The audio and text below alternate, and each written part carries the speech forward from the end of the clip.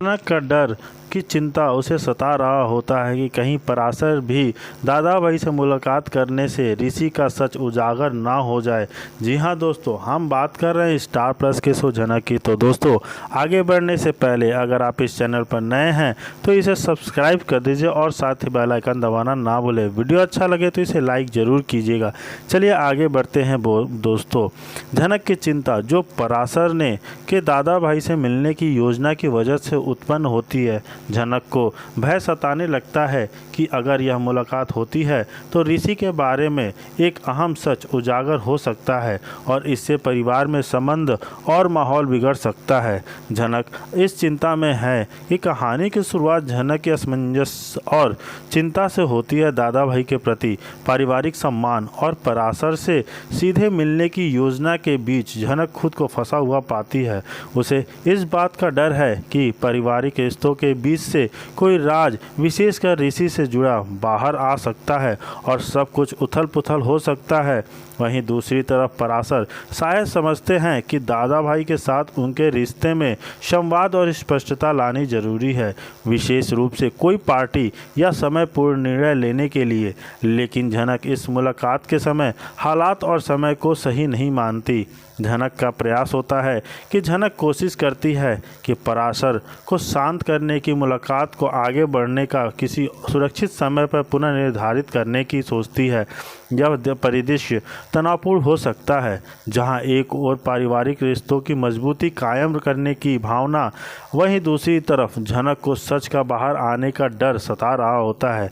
दादा भाई या अन्य परिवारजन शायद पराशर की इस पहल का समर्थन करते हैं, यह सोचकर कि पारिवारिक मेल मिलाप या स्पष्टता रिश्तों को मजबूत करेगी। लेकिन जनक जो है वो डर के मारे कह समझ में असक्षम रहती है, अल्पशलीन रखती है, जिससे उसकी चिंता और बढ़ती है। जी हाँ दोस्तों, वहीं दूसरी तरफ पराशर की मुलाकात अंतिम रूप से तय होती है दिखती है, जिससे अगले एपिसोड तनाव और संभावना जुड़ती हैं कि क्या सच उजागर होगा और इसका जनक और पूरे परिवार पर क्या ही असर पड़ेगा।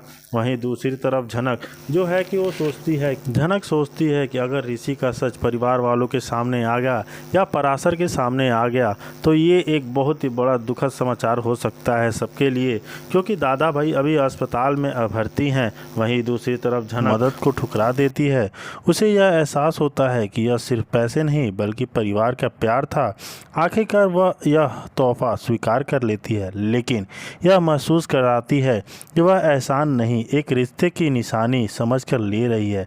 दादा भाई फिर कहानी में दादा भाई की जगह बनती है। वे जनक को एक पिता जैसा महसूस कराते हैं, जोर देकर कहते हैं कि अगर उसने फिर कभी उन्हें मना किया तो उनका रिश्ता खतरे में पड़ सकता है। जनक कहती है कि उसे लगता है कि जनक उनकी आत्मा शायद उनकी पिछली जिंदगी में उसके पिता रही होगी। दोनों गले मिलते हैं और यह रिश्ता मजबूत होता दिखता है।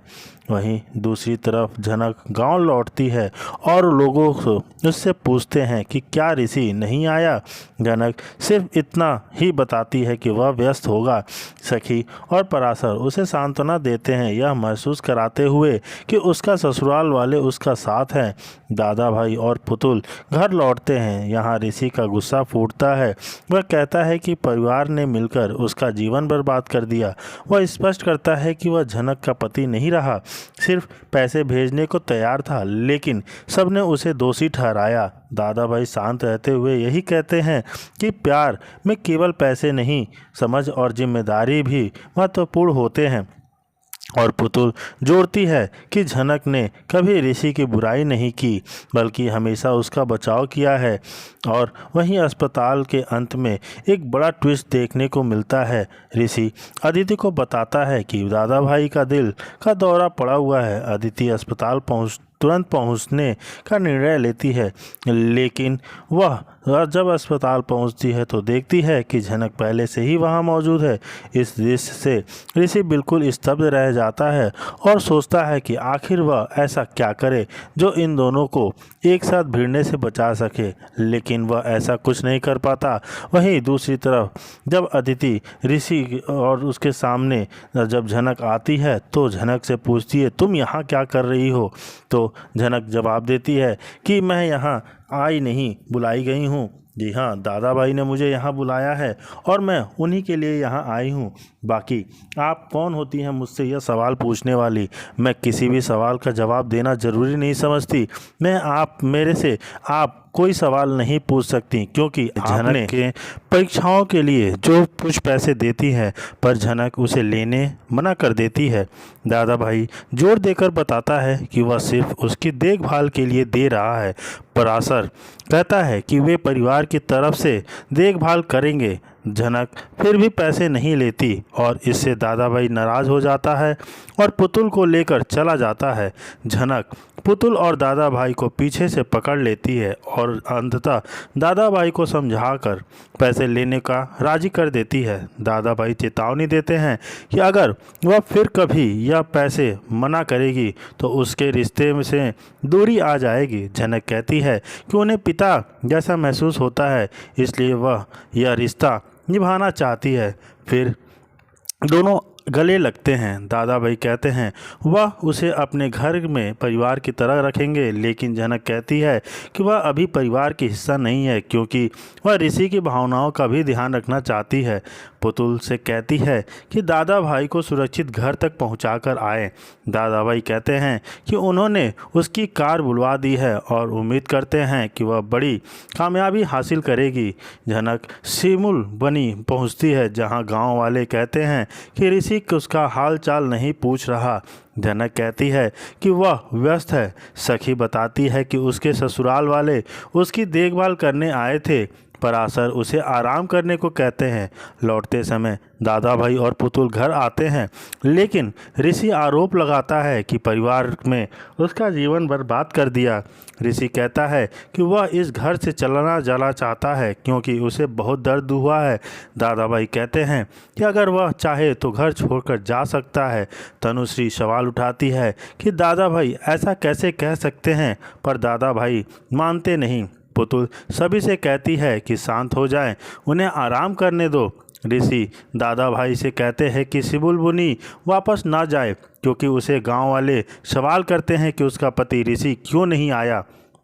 दादा भाई कहते हैं कि वह नहीं है और उसने पैसा भेजने की पेशकश की थी, लेकिन झनक की फरियाद सुनी है कि वह उसकी जगह नहीं लेना चाहता है।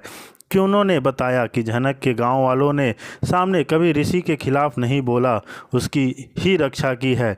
पुतुल सभी से कहती है कि शांत हो जाए, उन्हें आराम करने दो। ऋषि दादा भाई से कहते हैं कि सिबुलबुनी वापस ना जाएं, क्योंकि उससे गांव वाले सवाल करते हैं और कहते हैं कि जी हाँ दोस्तों, काका कहती है कि अगर ऋषि सच में झनक से प्यार करता है तो ज़रूर आता। वह झनक से पूछती है कि वह क्या छुपा रही है, क्या सच में ऋषि ने उसे स्वीकार नहीं किया?